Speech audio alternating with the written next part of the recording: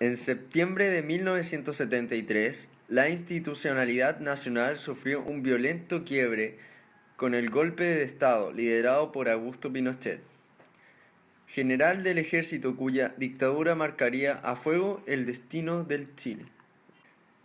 Esto se vio en todo ámbito, y como una dictadura busca reprimir cualquier espacio de libre expresión, fueron las artes el ámbito social que sufrió los primeros golpes. Pero, ¿cualquier arte? Los artistas en general, antes de la dictadura, tenían, estamos hablando de no solamente antes de la UP principalmente, venían de origen más élite. Principalmente los plásticos tienen como rasgo en general o más común el hecho de que vengan de familias pudientes que pudieran tener recursos para poder financiar sus viajes, para poder mostrar sus obras plásticas en el extranjero, y algunos músicos que venían de familias clásicas donde eran músicos de familia. Al quebrarse esto con la entrada a la parte popular, como mencionaba hace un ratito, la universidad, al abrir las puertas y al generarse el quiebre con la dictadura, los artistas plásticos, si bien se mantienen en bajo perfil dentro de la universidad, y algunos que ya estaban abandonando el país debido al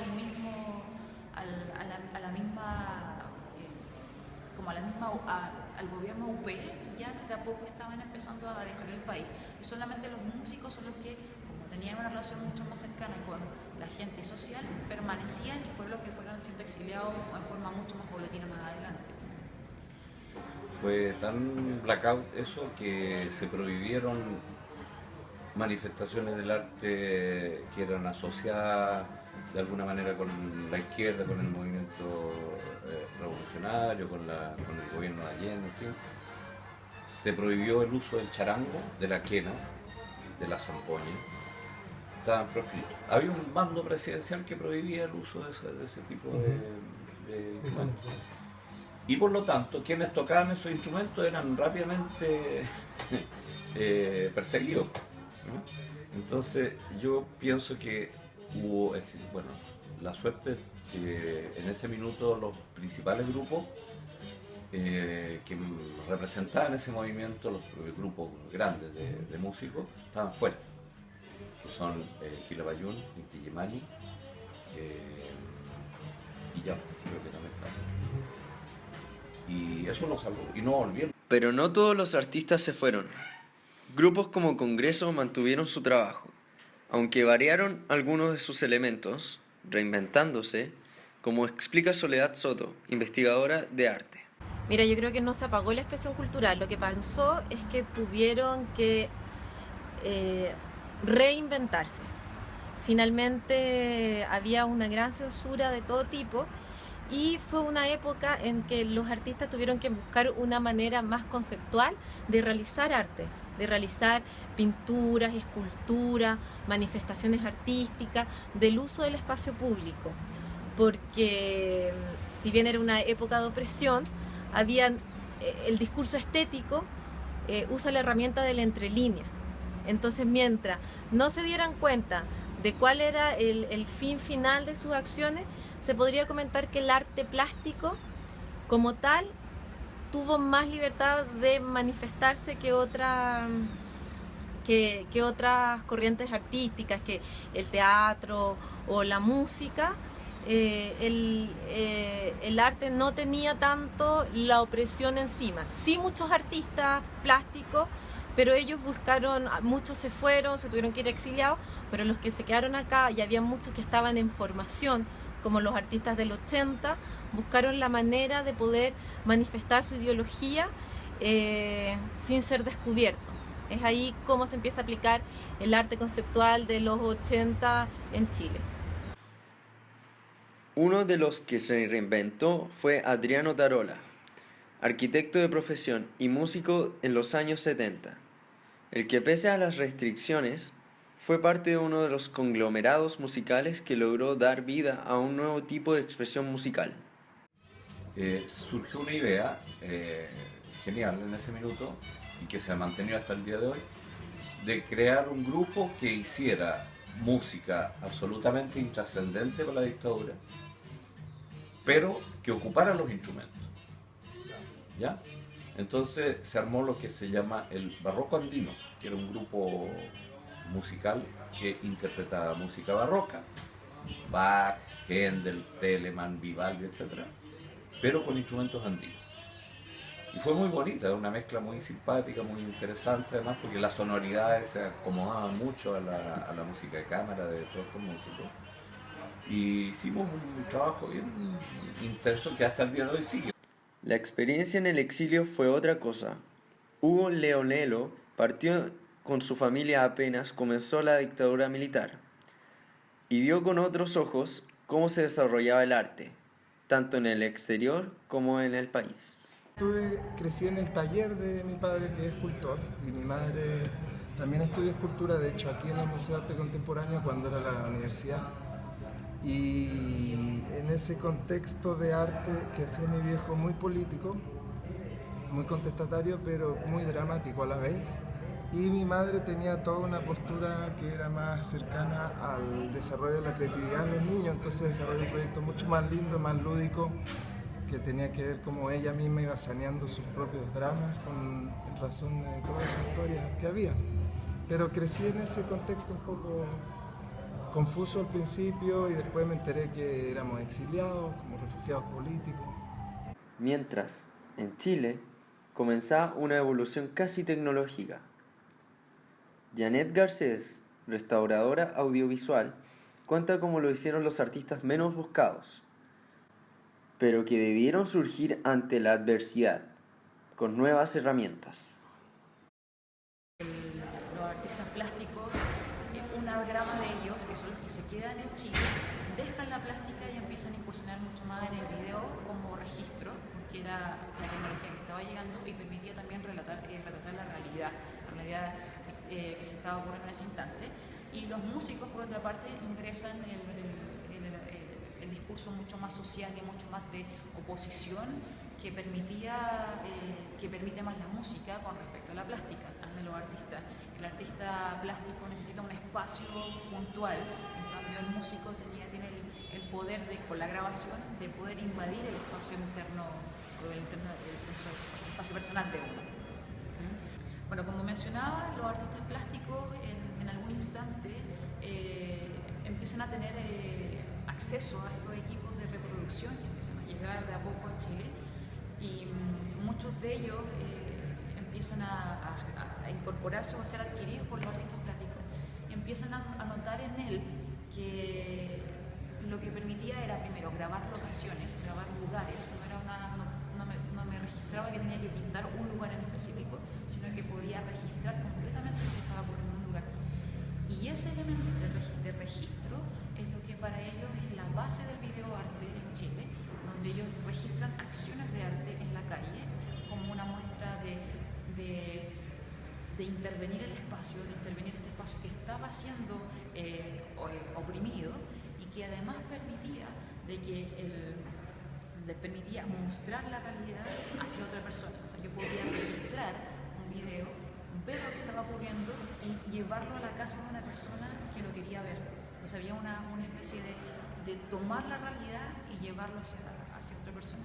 Y ese es los artistas plásticos, el principal como aporte que hacen es el ingreso al videoarte a hacer más interdisciplinario y a incorporar la tecnología netamente en las obras de arte y la performance misma registrada. Sí, estaba Carlos Altamirano, de esa época como Carlos Altamirano, Har, la Lottie Rothschild, que en el fondo fueron artistas que hoy día uno puede revisar su trabajo de los años 80 y pueden entender mucho más. Yo contaba que Carlos Altamirano había filmado en esa época un video que él corría por Santiago y gritaba: era artista, soy artista, soy artista, soy artista, soy artista. Claro, la gente lo veía y no lo entendía, pero si hay un artista que se para frente a una cámara y dice que es un artista y no puede hacer nada más que decirlo, es claramente que estamos usando el entrelínea, que estás en una época en que no se te permite expresar.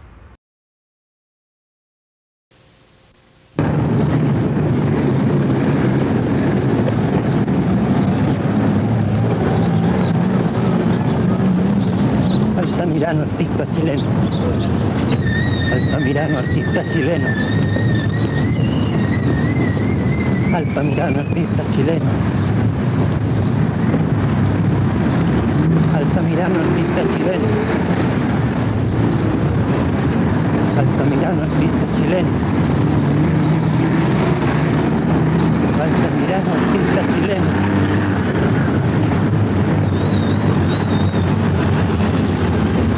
Altamirano, artista chileno.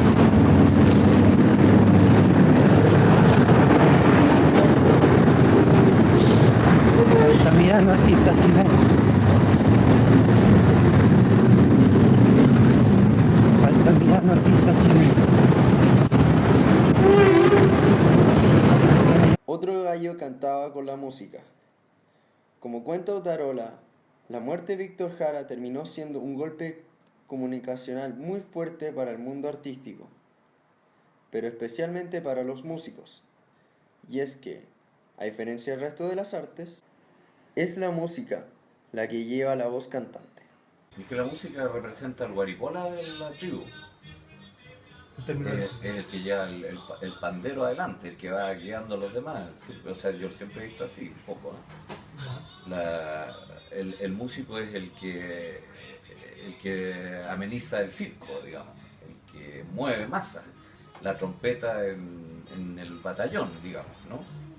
Y por lo tanto ese era el punto donde había que poner la bota. Y ese fue uno de los personajes que eligieron así con pinzas para aterrorizar a todos, ¿no? A la gente que está tratando de crear reflexión, de plantear en letra desigualdad que había.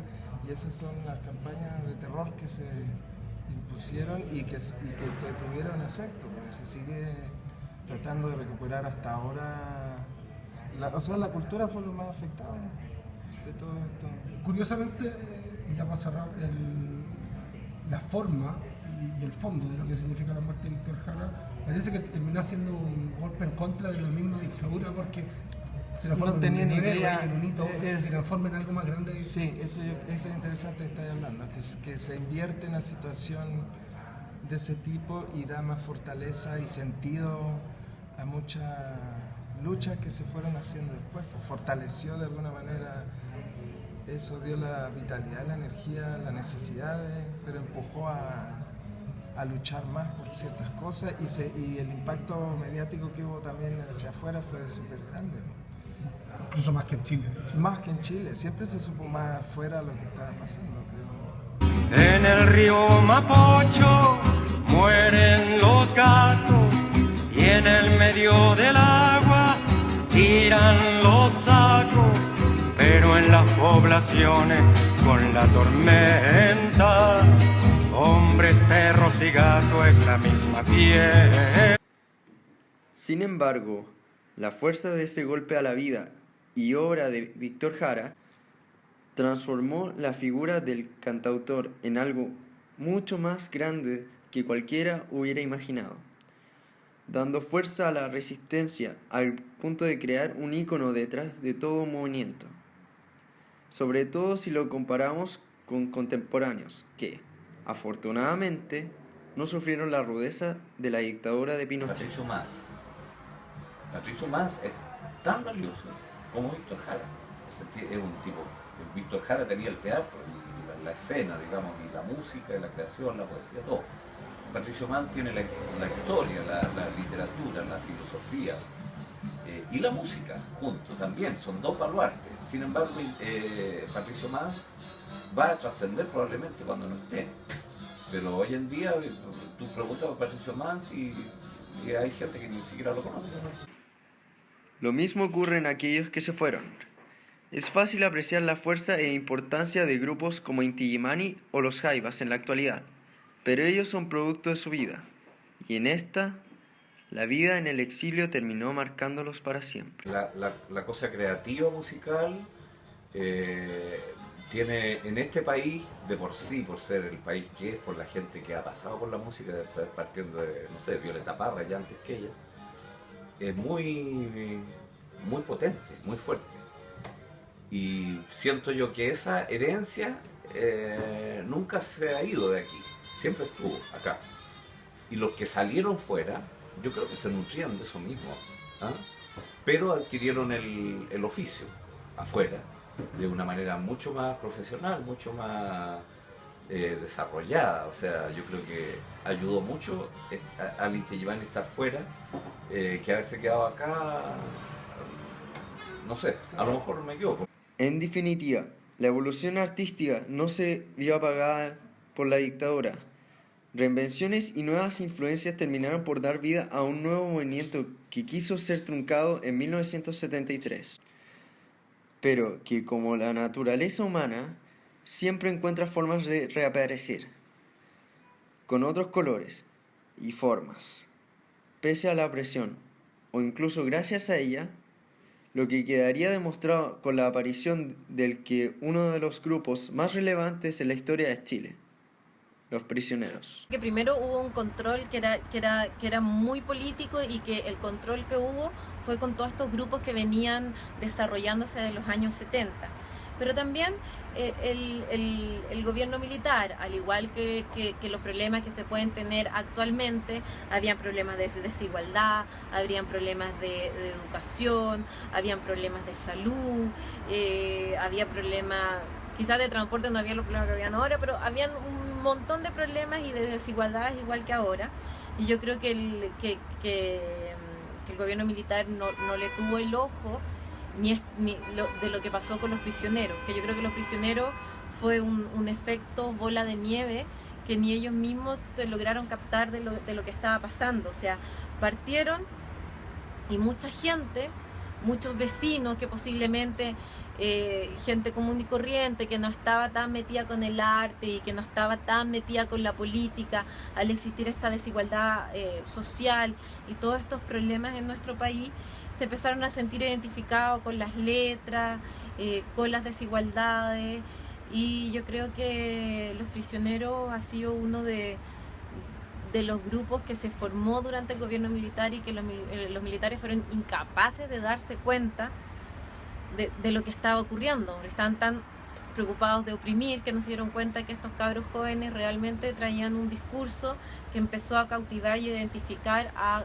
todo hijo de vecino, o a muchos hijos de vecinos.